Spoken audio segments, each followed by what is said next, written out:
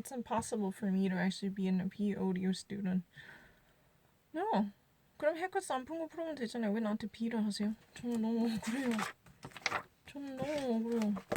이거는 아까 했잖아요. 23일 거 아무거나 하죠.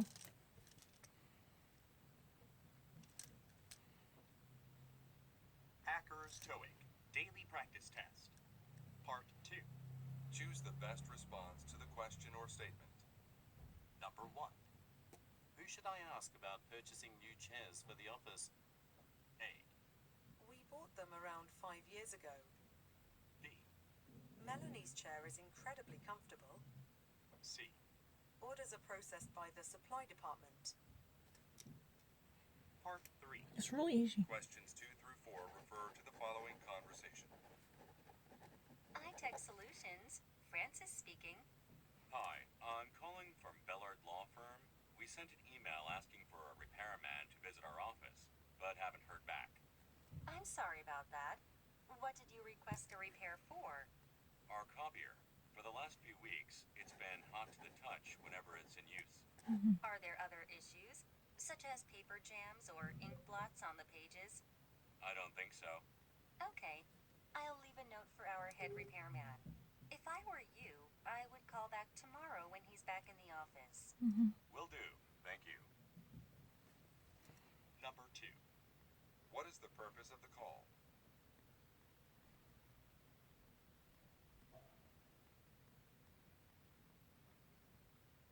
Number 3. What is the problem with the copier? 너무 쉬운데요? 저는 듣기 너무너무 쉬워요. 진짜 영국 발음을 BBC에서 들었었는데 왜 이게 어렵죠? What does the woman suggest the man do? 저요? 정답 여기요. 여기서는 she said that who should I actually ask about the, he said that who should I actually ask about purchasing an office here? You need to actually contact the supply department. And the copier machine is being overheated. He had no idea about the paper jam. So she, as a client service operator, asked him to make a phone call later. If I were you, I would make a phone call the other day. So telephone another day.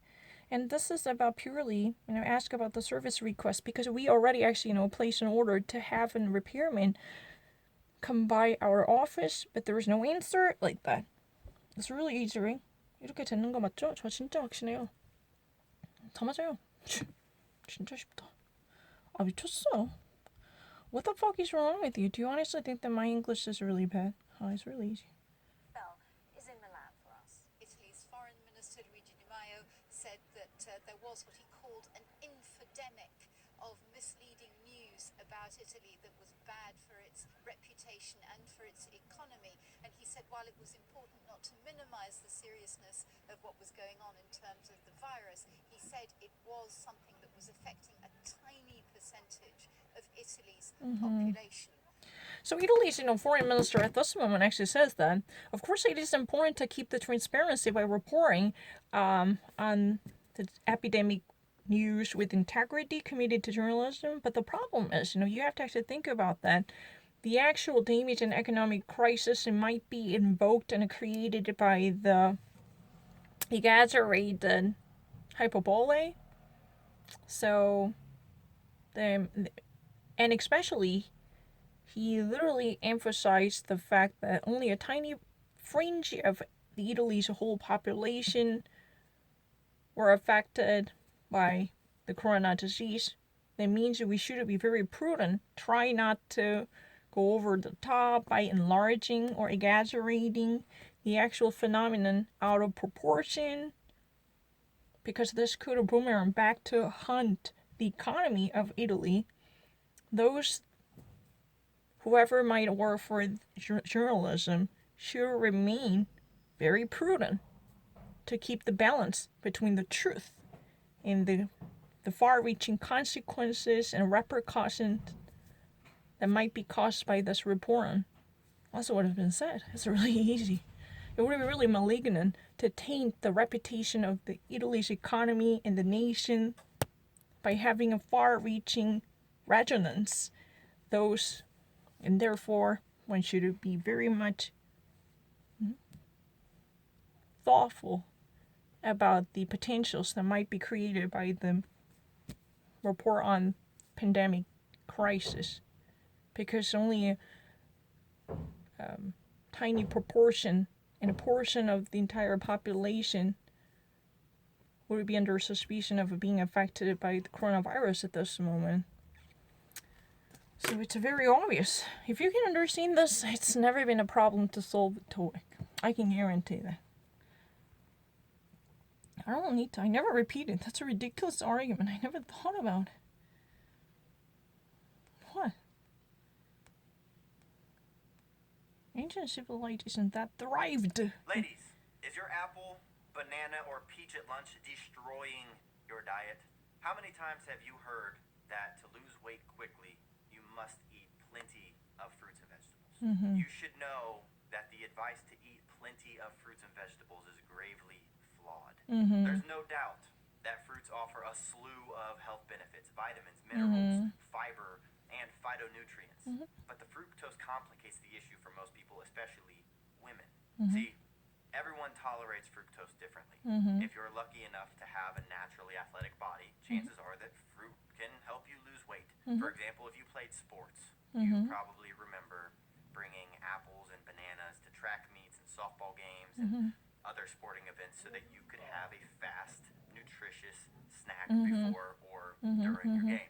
However, for non-athletes, eating fruit can be a diet disaster. I know. If you tend to gain weight around your waist and belly, fructose may not be your friend. Okay. But if you're So what's the point? How many times have you heard that, what, your apple and banana and a pineapple and whatever type of, a fruit can be your greatest enemy of your diet?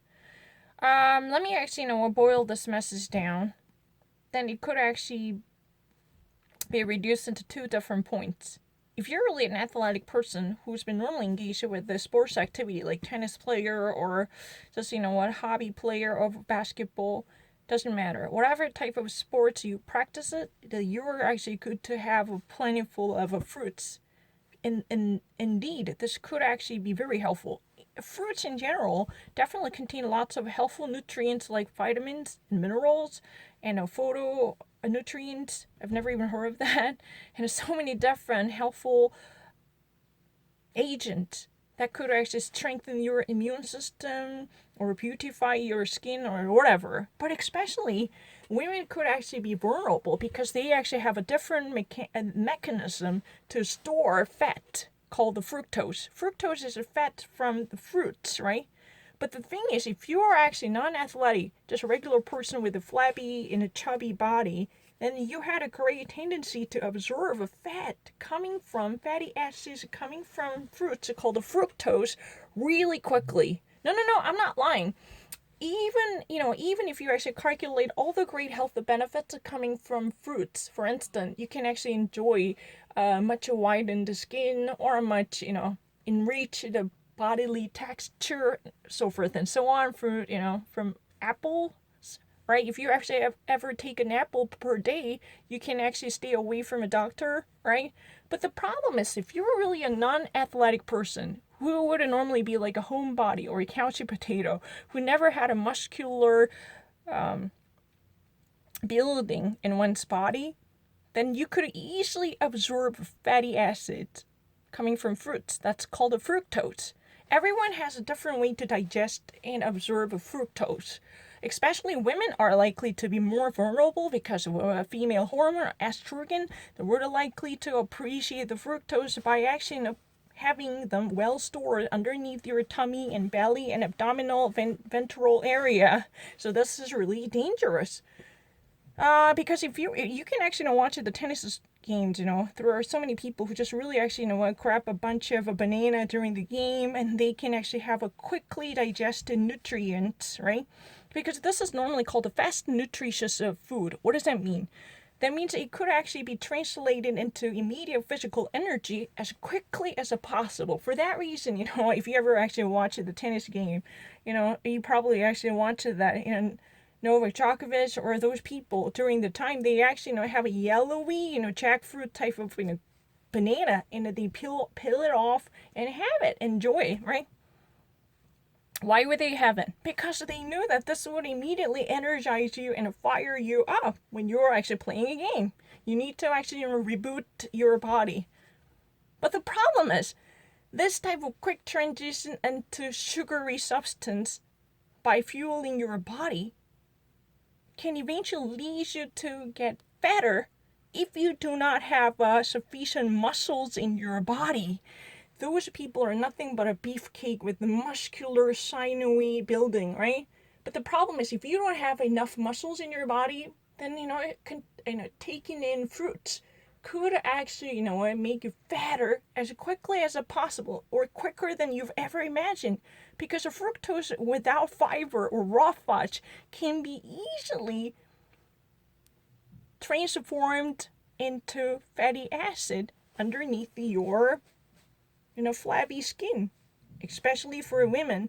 The estrogen, a female hormone, had a great tendency to magnetize in a sugary substance as nutrients by packing them underneath the soft side of our body, especially under your armpit.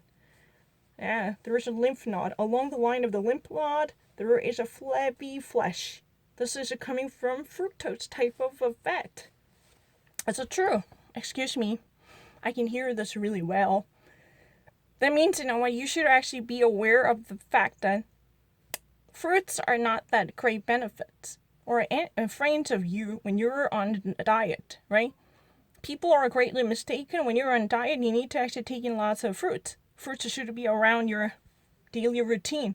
But this is really wrong. This is really a stereotype to prejudice you should kick off immediately if you really want to be in shape. Right? If you really want to stay in shape, then think twice about this apple. You need to have a second thought about apples and bananas and peaches, plums or cherries, because this contains natural sugar in it. And there is no significant difference if you do not have muscles in your body, which could actually slow down the absorption of fructose. That means that you need to actually filter this fructose from immediately being translated into fatty acid. But you have no screening filter if you do not have muscles per se. This is what has been said. Am I getting it correct? This is an American dude actually explains things in a very clear sense. Of course, I'm actually extremely great with it because, he speaks American English. I appreciate that. It's really easy. What else can I say that? That means, when you actually go out on track fits, when you actually went to a marathon, when you actually go for a walk, when you're actually when you're jogging, it's really great. If you actually perform it regularly, such a stable body like you can always enjoy the benefits coming from fruits, especially seasonal fruits. That would actually provide a bundle of vitamins and minerals that would power you up. But the problem is, a homebody like me should stay away from fruits if I ever want to decide to go on a diet. Because this is, one heck of old wives' tales that I need to kick off if I ever wanted to get serious about, shedding pounds. Because, someone like me, especially in female bodies, believe it or not, I have a female bodies, right? Then, this estrogen can definitely facilitate the storage of whatever type of fatty acids. Then it would be dangerous. And also, the greatest enemy of your diet is not just fruit. Don't actually drink smoothie or fruit juice. This would be the worst. Because fructose without fiber or raw fudge would almost explode the volume of blood sugar in your veins as quickly as possible, leading you to diabetes in no minute, in no second. Right? I've been informed of this. Excuse me, I can hear this in English. It's never been a difficult issue. I don't know what this guy is, thank you. But the thing is, if I ever actually, wanted to wrap up this chapter, I can actually see this. Stay away from fruits, or stay away from anything that might actually, lure you into the cornucopia of the harvested Obst und Gemüse, lily fruits. Bitte nicht haben Obst und Gemüse, ob sie wirklich schlanker machen wollten, weil das würde eine vorurteilhafte Idee, die gar nichts mit der Realität zu tun hat. Ja, ganz einfach.